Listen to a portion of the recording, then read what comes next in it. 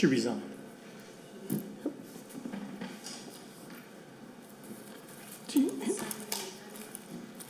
Yeah. Do you have the minutes? I got them. All right.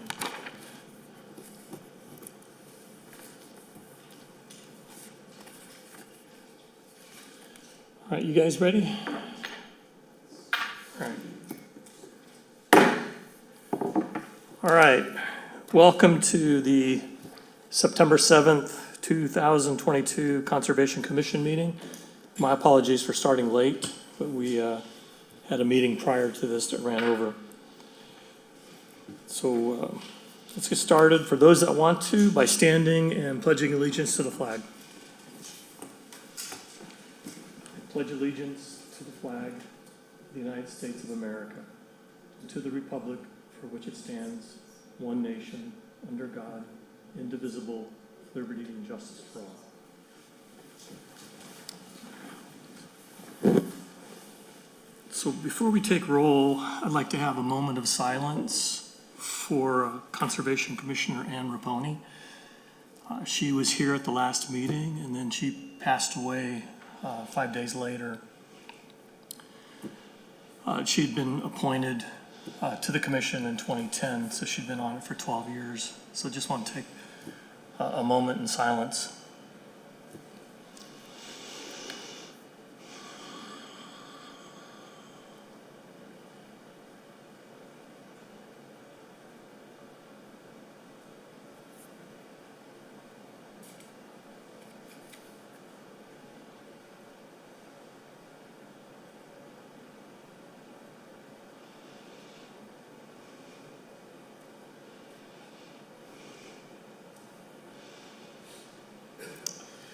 All right.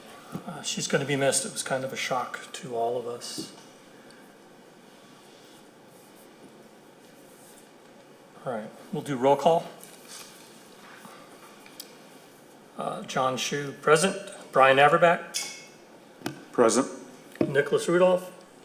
Present. Joe LaValle. Here. Robert Cassidy. Here. All right, that's all accounted for. Just to let everyone know, Commissioner Heather Legier resigned effective at the end of last month.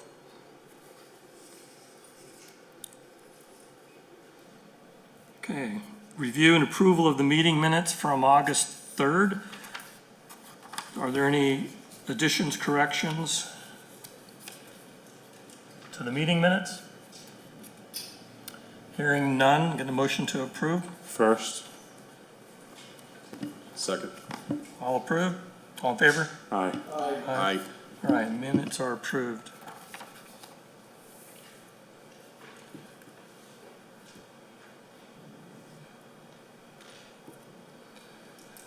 So I think I sent the agenda to the folks that are coming before the commission here.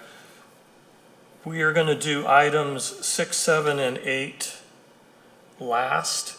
So item 9, which is Suffolk Downs, will be done right after the notice of intent for Lee Burbank Highway. So first up, we have a notice of intent for 20 Bickford Avenue. DEP file number 061-0785 with plans to build an in-ground pool, remove asphalt from the backyard, and install pavers. So if you want to come forward, you can turn the mic on, push the button, and state your name and address. Okay, my name is Sandra Inacio, 20 Bickford Avenue, Revere. Okay, so I'm going to go ahead and open the public hearing.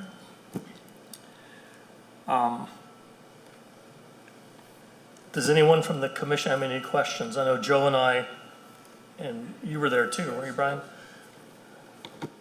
We walked the site down and looked at it. It's pretty straightforward.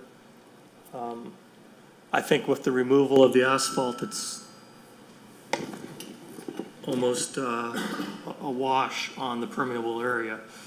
So I really had no further questions. None from you? I'll just say it looks nice, and when it's done, I'm sure it'll be beautiful, so enjoy your pool. Okay, thank you so much. All right.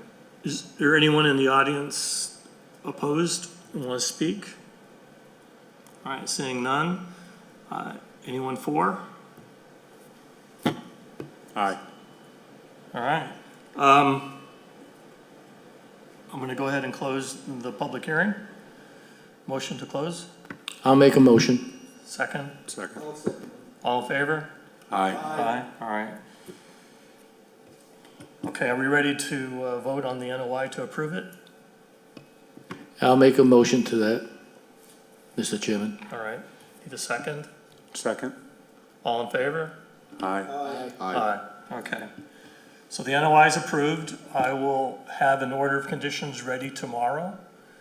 Do you want me to mail it to you, or do you want to come pick it up at Linda's office? We can pick it up. Okay. It'll be at her office after lunch tomorrow. Thank you. All right. Okay, Okay, thank you. Thank you so much. All right. And we can leave? Yeah, okay. You're done. Thank you. You can No, stay or you can thank leave. All right, next up is a request for certificate of compliance. DEP file number 061-0659, Irving Oil, 41 Lee Burbank. It's a request for certificate of compliance for the work that was completed there on the pier. Does anyone on the commission have any questions for these gentlemen? And before we ask questions, go ahead and state your name and address. Kyle Purdy, 120 St. James Street. Tristan Donovan, I'm just with Jacobs, I don't live in the city. Okay. When do you, if this is all approved, when do you believe that this will be finished, this aspect of it? I believe just over the winter time. Yeah, we're hoping just over the winter time. It's tough to say. We have to work around the fuel tankers coming in and out, so we have very short windows to work around. But it's 90% complete with the work that's been done so far, which is the certificate of compliance. And the new work, we only have about 10% of it left, so we're hoping over the winter. Yeah, just a little background. The order of conditions expired. So they're requesting a certificate of compliance for that completed work. And then to finish the remaining work, there's a new notice of intent, and we'll be hearing a presentation on that, so.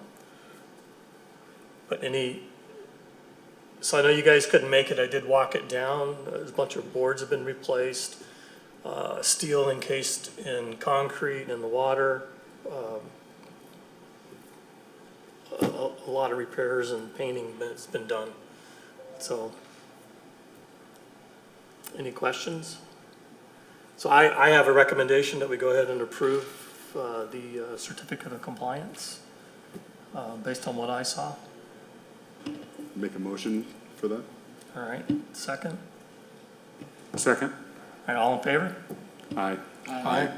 All right, so that's approved. And again, we're gonna mail it to 41 Lee Burbank. Yep. Okay.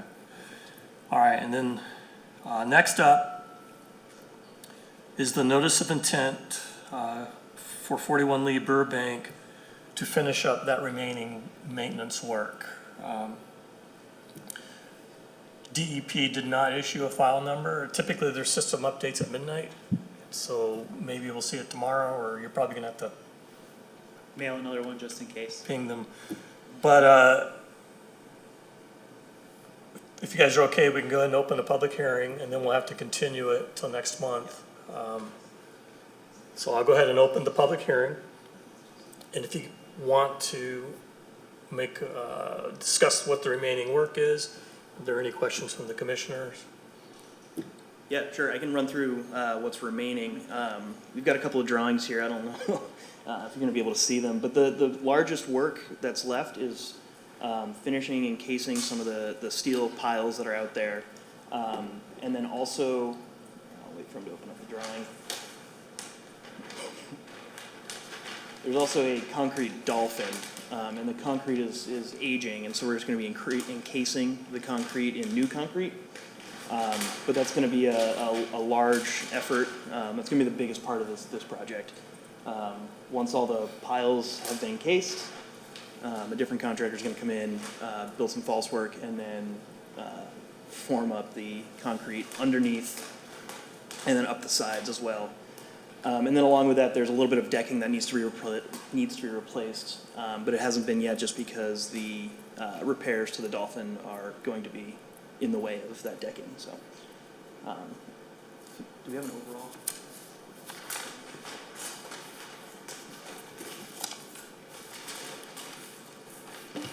So this is from the feed?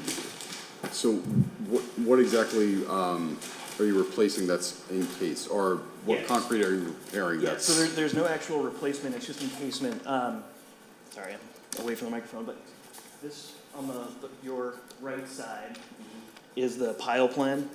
Most of them are already encased. I think there's, yeah, I think there's only, 2 left that need to be encased. And then the top left, it shows you the extent of the concrete. It's about 2 feet wide on either side, and then it's the same thing on the bottom. So, That's to the existing? yep. Yeah, so the existing concrete is remaining, and new concrete is just being placed around it. And it's all out, that part is all out of the water. The false work will be in the water, but actually it probably won't be, and it'll probably be attached to the piles. And then the decking that goes across, that gets done after the concrete's all filled up. Exactly, because it's just in the way at this point, so. Yes. Yep. Yep, so they're gonna need to cover it, and heating blankets and everything, so it's a little more involved, but. Yeah, thank you. So I don't know if you guys managed to see them in your emails, but they did get letters were sent to us from Division of Marine Fisheries and Division of Fisheries and Wildlife. So regarding this work with their approvals, one of them had just a couple of comments on weighted silt curtains. And, you know, taking care when you're setting that concrete above the water. So assuming we eventually get to a point to approve this, we'll probably be adding that As a special condition? to the special conditions. Yep. You guys have any other questions? We're going to continue this hearing so we can ask more questions the next month. Does anyone in the audience have anything they want to say or speak up about? All right, so we're going to continue this. Yep, All right, you guys are good. thank you. Thank you for your time. We'll see you next month.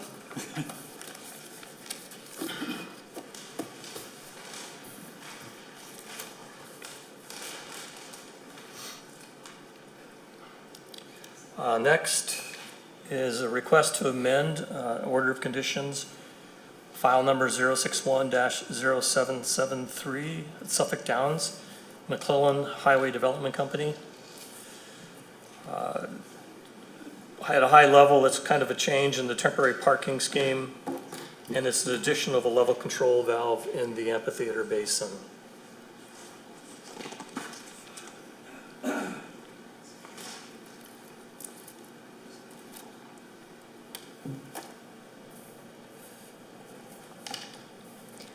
Hi, I am Liz Clark. I am with Beals and Thomas. I am the engineer on the project, and I'm here tonight with Mike Borowski and Sarah Lee from HYM. They're the developers.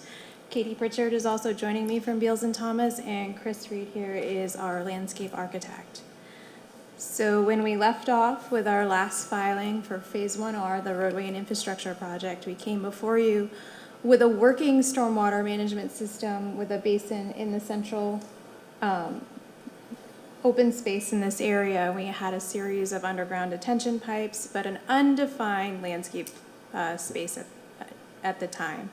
And we promised we'd come back, so here we are. And we have been working over the past year to really sharpen our pencils and create a very innovative open space. So the filing has, as John said, we have defined this outdoor theater basin more, as well as captured some of the items that have been coming to us during construction. We are actively building portions of Suffolk Downs Boulevard, Boudreaux Street, Stewart Street, and Salt Street as well. So we have added in a few utility coordination items, a little bit of restriping on the community path, and then also accounted for future surcharge. So right now, we have to essentially preload our roadways to account for the organic material in the soils below, let the dirt sit for a little while, and then we remove that and construct our roadways. So when we're taking off the surcharge material for these roads down here, we want to meaningfully place that to help advance for further phases. So the outdoor theater basin, in this development, we understand that open space is a key aspect for all the future residents and tenants here, but also we are in a very sensitive resource area, and having a high level of stormwater management treatment is important. So we have combined the two to help save and maximize our space in the outdoor theater basin. It's going to have a wet bottom of about 6 feet of depth, and then it has a combination of floodable outdoor storage in the amphitheater, and then hidden below it is some subsurface chambers that will also help maximize our storage. And then to really take advantage of this system, we are using an actuated valve. So typical stormwater management systems have just a hole, either a pipe or a box that helps control the peak runoff coming in and out. We are going to be using the OptiNimbus system, which has real-time data programmed into it from predicted weather data, as well as sensors that will be placed in the basin, and this valve is going to open and close and adjust real time. So technically you usually design to a peak flow rate, and this takes it and it flattens the curve and has a more uniform flow rate for a longer period of time, helping us be a lot more efficient in our stormwater design and opening it up to have this creative outdoor space. So I'm gonna flip.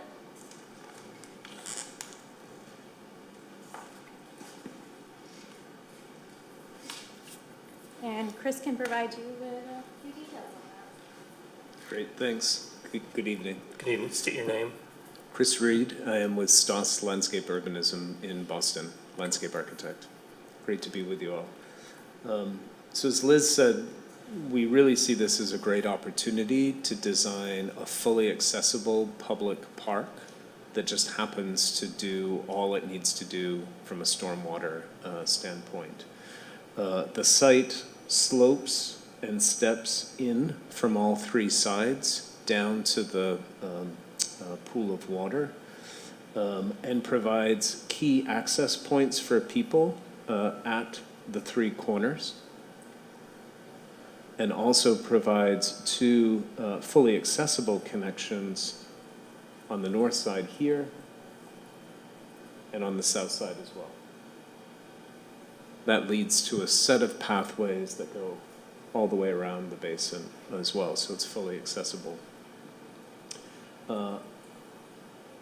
This to the north is where most of the people will be in some of the new buildings. Just across the street here is Sales Creek. So this is the quieter side, and we've tried to enhance that side of the park with a series of shade trees and meadows and wet plantings where appropriate. But on the side closer to where the buildings would be, we're looking at more active edges. So stepped seat walls, for instance, where people can gather still underneath trees. The materials change a little bit. We have these darker areas are seat walls that you can sit on as if you're looking at a performance on a wood deck hovering over the water here. Those become terraces with lawn interspersed in them. As we move along this edge, it's really a series of sloped terraces that are both lawn and a low-mow grass to reduce carbon emissions from maintenance. And then as we get around to the Sales Creek side, it's more of a meadow planting situation. You can see clusters of trees all around at the corner of the site with a little grove, trees on the edges. This is in addition to the street trees along the edges. And then the seating will also have canopy trees above. All the trees do important work from a biodiversity standpoint, but also from a shade standpoint, and they just make for a beautiful space. Down at the bottom, around the pool itself, we have a series of wet species that really thrive in the wet conditions. And then, as Liz said, occasionally when we do have storm events, the basin will flood safely, approximately two-thirds of the way up the sides of the basin. I'll flip this over and give you a color image of that. Sometimes the black and white drawings are a little stark.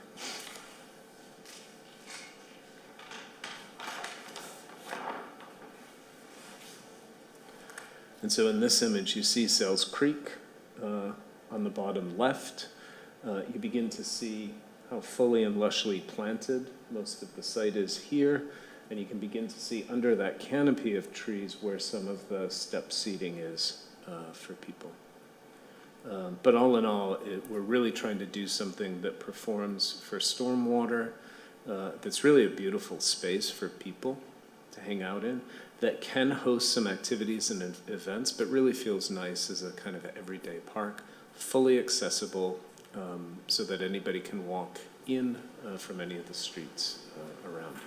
I'd be happy to answer any questions or clarifications. Mr. Chairman, a couple of questions. How often do you anticipate this basin flooding? There must be a calculation on that. Yeah, of course. So it goes up to elevation 15.2, which is roughly, again, that 2/3 mark. And that'll occur during the 10-year and the 100-year storm event. During the 2-year, we were seeing lower levels. And will it be necessary to have some mosquito control in this area? So we are definitely considering that, but we do have Sales Creek right next door. So there's only so much we can do in terms of treating that water for control of mosquitoes. But does Sales Creek has a flow capacity to it, but this other basin is going to have more still water, which might be a bigger issue Yeah. for the mosquitoes. We are also going to incorporate aeration into the system as well. So we're going to put an aerator at the bottom of the basin. And that in part does a bunch of different things for us, right? It does help improve nutrient reduction treatment, keeping a healthier water, keeping things moving, and it will help also with the mosquitoes. Sort of like a bubbler? Yes, but we're trying not to spray anybody with stormwater. So we're trying to keep everything moving just in the water itself. And one last question. Yeah. You mentioned this, I'm going to call it gate, Yeah. that controls the flow. How will it be able to work over the years if there's siltation? I've seen other types that work either with a gate or a flap valve, and a lot of times, if the maintenance isn't there, this gets clogged up and backed up and everything else. What do you have that's going to prevent that? Yeah, so the valve itself is housed in a vault. It's housed itself in a vault. It's not just in the basin, but we have a lot of things going on for this. So the Opti system is also a software subscription as well. So we will have an ongoing contract for both the software that operates the valve and processes the rainwater volumes, as well as for maintenance. So they will be out at an annual or probably more basis. There are winterizing measures that have to go into this system. We will have a stilling well with float switches on it that provides input to the system on how and when to open. That requires winterization, so we'll be out there then. And then we also just recently got our site plan review conditions, which require dredging and maintenance of the basin as well. So happy to share those with you guys if you'd like to also make a redundant condition. So I did receive those, and I've added a couple of those things Okay, from and- site plan review.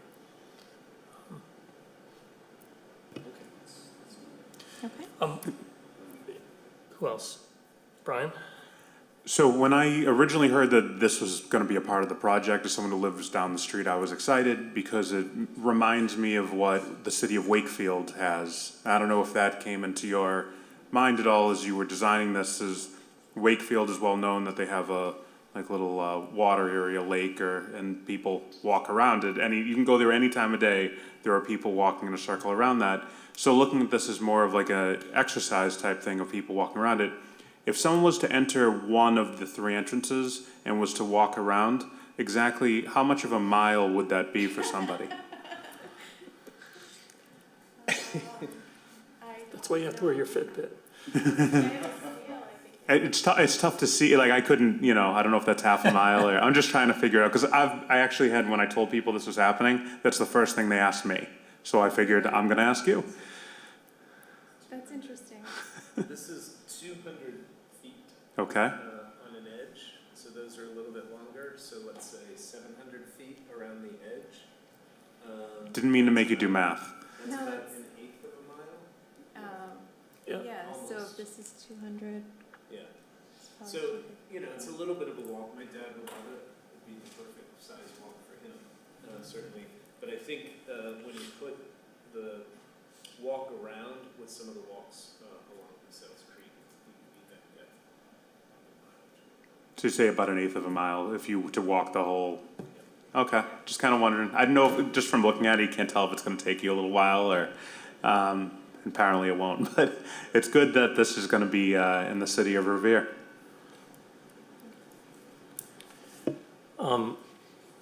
I did have a couple of questions. What happens if the valve fails? Yes. Fails closed, fails opened? Yeah, so the valve does have, okay, so for starters, the valve will notify both Opti, who again, they're gonna be contracted for maintenance and for licensing of the software, as well as HYM. So they have dedicated site people to Suffolk Downs right now that are responding, and they will get notified in the middle of the night or whenever it may happen. The system does have a battery backup as well, so if there's a power outage, there is provisions for emergency power to it as well. Okay, but what happens if it fails closed If it I mean, fails closed, to the water? starts filling up. All right, So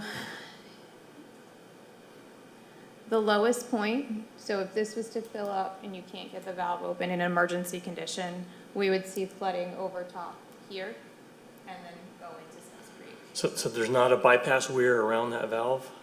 There currently is not, no. Okay, There is additional freeboard in the basin. We're not going up to just 1 foot around. So in general, the roads are between elevation 19, elevation 20, with the exception of this coming down to 17 right here. so if the water did overflow and around, that water would have already been treated though, right? But by the Yes. time it gets there, it's gone through all the treatment. Yes, all the water that comes into the basin first passes through a water quality inlet. So there would just be issues of maybe of erosion or trash or debris in that flow. I thought saw in the drawing some type of a bypass in that big box of a weir. I can double check that to confirm. Okay, That would be an easy thing to add in. it'd be at a Yeah. high elevation. Yep. So I have a question. At the end of the creek, where we were walking on the site, that's the residential area, correct? So at the bottom of the creek over here, on the left side of right there. So at the bottom, isn't that where the residents, where that stops, where that empties into? That's where residents are? Near No. the train? No, it's okay. Yeah, no, just,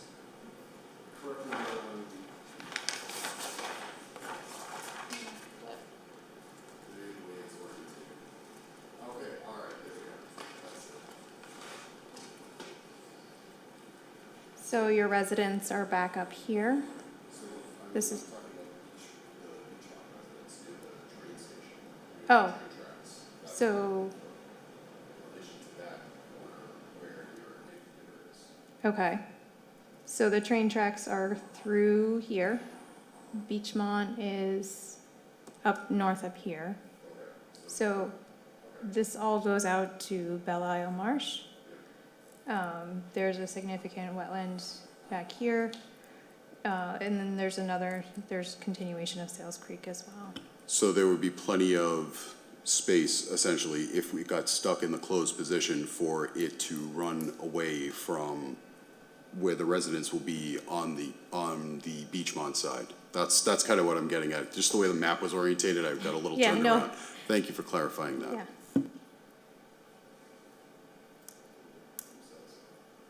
All right.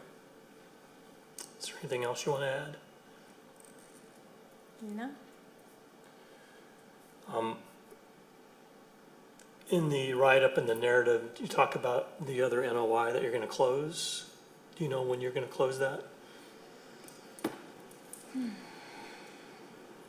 So we have an outstanding order of conditions for our, what we called our early release site work package. We can get that.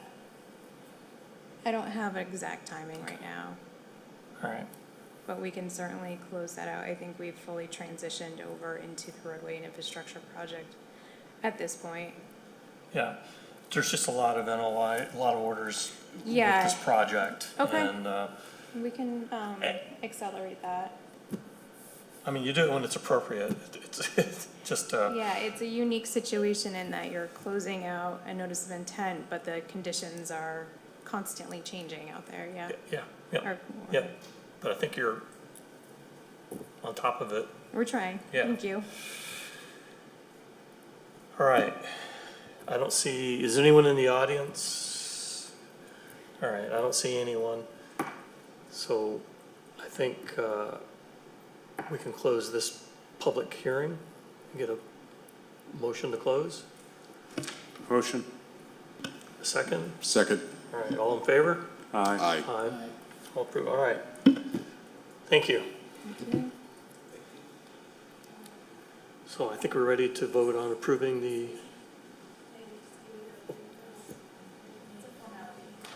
Thank you. I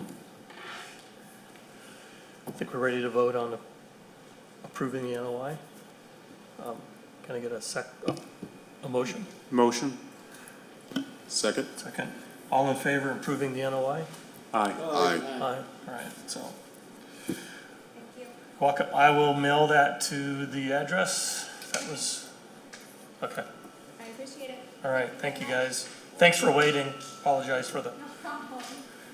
All right, so back to the agenda. So we're gonna go back to number 2 on the agenda. So I sent everyone a copy of our bylaws, and we're supposed to elect a chair and vice chair annually. So the first thing I'd like to do is go ahead and take care of the chair position. And I am more than willing to continue on in that role. However, if someone else would like to be the chair, please speak up. I'd like to very happily suggest John Shu as the chair. I'll second it. All right, all in favor? Aye. All right. Now we need a vice chair. Thank you. Fair warning, I will not be here next month. So the vice chair will be running the meeting next month. I will be able to take care of the agenda and coordinate everything, and I can do all the forms and everything like that, but the vice chair will have to run the meeting. And if there are any site visits, the vice chair will need to coordinate that. I know of 2 projects. One is, I think, the Target parking lot they want to redo. So we have to visit that and check out the boundaries for the wetlands that are there. And there's a request for determination of applicability for some underground utilities. I forget which street, but it's in the city. So we would have to go and visit that. That's what I know so far. But we do need a vice chair. If I could make a suggestion, Mr. Sure. Chair, I would nominate Nicholas Rudolph to that position. We have a, Joe Vidal, Joe? I second it. you okay with that, Nicholas? Is it been made yet? All right, so we have a second. So all in favor of Nicholas being the vice chair? Aye. Aye. All right, Nicholas is the vice chair. Let's do these certificates of compliance next. Congratulations to both of you. Thanks. Number 6, this was the Northern Strand request for certificate of compliance. It's quite long. It runs between the boundaries of Malden and Saugus. If you haven't been on it, I've ridden it a couple times. It is wonderful. It's for bicycling and riding and walking. They have definitely made some major improvements since its inception, and I have to say, I'm a resident of that area, and it is beautiful. So my recommendation is, after having looked at it and ridden it a couple times, they've met all the conditions of the order. My recommendation would be to approve that certificate of compliance. I'll make a motion to second that. All right, all in favor? Aye. All right, so that's approved. 75 Tapley, this is file number 0610761. It's a two-family, brand-new constructed home. It's quite nice. 3 of us were out there a couple weekends ago. It's done well. I went and looked at the order of conditions. They met all of their conditions. My recommendation here is also to approve this certificate of compliance. Having visited as well and agreeing with you completely, I will motion for that and first for that. All right. All in favor? Aye. Aye. All right. The last certificate of compliance for tonight is 10 Pearl Avenue, file number 061-0750. This is for a final certificate of compliance. They had requested a partial several months ago so they could get a temporary occupancy permit. Joe and I went out there at that point in time. Again, a lovely two-family home built up on stilts right on the edge of Belle Isle. It's done very well. The final, I just went out and confirmed, there's grass in the backyard, there's stone in the front, and the 2 driveways they put in. They just gave me the elevation certificate. They met all their conditions. I also recommend that this one be approved by the commission. Motion to approve. Second? All right, all in favor? Aye. All right. Enforcement update, I really don't have anything. I know Nicholas provided a draft. Nicholas, I'm gonna send you some comments back on this and get it on letterhead and then just have you send it. Sounds great. I'd like to This- close this out for. This will close out 80 Union Street. Basically, Nicholas has been out there several times. They've met all their conditions. We just want to get something in the file recognizing that, from our point of view, it's closed.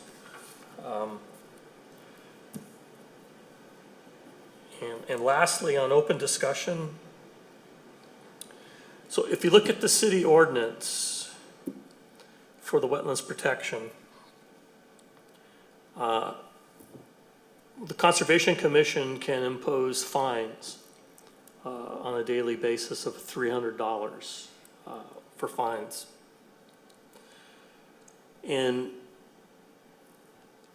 But there's no process in place to do that. And so sometimes I feel like we're kind of, we don't have much in the way of teeth if we threaten a fine, because it would take us weeks to figure out how to even do it. So I've sent out several emails to people in the city, and basically I think they start this off with approval from the commission, with the commission being in favor of requesting the city working with us and formalizing a process to be able to do that. Now this is something we would not do very, very often. I don't know if it's ever been done, has it, Joe? We've threatened, but have we ever fined anyone? So, because it would be so rarely used, I wouldn't recommend them updating any computer systems or anything like that. It would be so few and far in between, it should be able to be managed somewhat manually, I would think. But what I would like is your approval. So I'm putting it to the commission. Is it okay that we go ahead and ask formally to establish a process for fines? Let's do it. All right, get a second? I'll second it. Second, all in favor? Aye. Aye. All right, so I will kick that off. One of my thoughts in that is when we finalize the process, we would only ever approve fining if it came before the commission voted and approved to fine someone, much like we do with an enforcement order. It would be something that would come before the commission first. And then I'm sure there's going to be some legal stuff that we'll have to comply with on the part of the city to be able to do this. But we'll find out. All right. So you've had the agenda. There's been a lot of correspondence. We had a lot of site visits.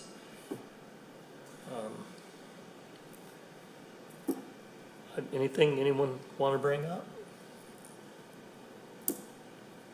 Not at this time. Nothing Okay. new, no new business. So we'll entertain a motion to. I have a adjourn the meeting. question. Oh, go ahead.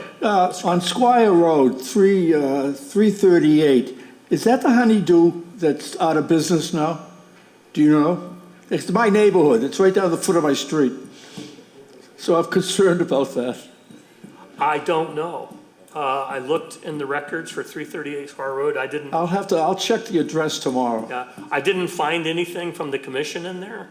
Yeah, okay. But I don't, so a lot of times when there's a project coming up, the first thing that happens is a records request. And then we'll get an idea if there's something proposed. I for missed that the site. coffee, though. Oh, do you? All right. Entertain a motion for adjournment? Motion to adjourn? All right, all in favor? Aye. All right, we're adjourned.